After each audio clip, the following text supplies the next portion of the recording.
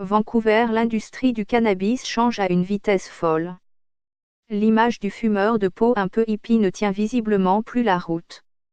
Au congrès annuel Lift sur le cannabis qui se tient à Vancouver, on rencontre des avocats, des comptables et des banquiers en habits-cravate.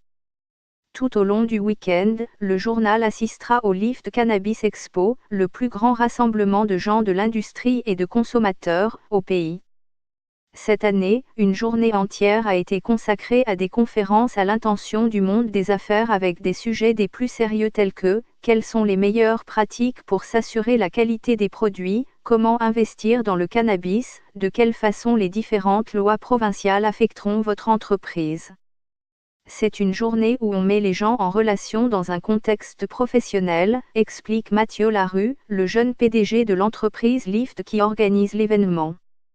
Longue file. Les conférences d'hier affichaient d'ailleurs complet depuis plusieurs jours. Dès 7 heures du matin, une longue file de plusieurs mètres serpentait dans les couloirs du Vancouver Convention Centre pour accéder à l'unique salle de conférence. Je viens essentiellement ici pour chercher de nouveaux clients, a expliqué au journal un des panélistes, Everett Knicht. Le jeune gestionnaire de portefeuille pour la firme Matco Financial a été accueilli comme une rockstar à sa sortie du séminaire Investir dans le cannabis 101.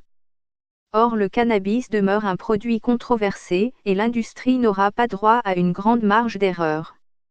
La qualité des produits sera critique pour gagner la confiance des consommateurs, a souligné Dr Sean Morris, vice-président, contrôle de la qualité, affaires scientifiques pour Hydropothecary, un producteur situé à Gatineau.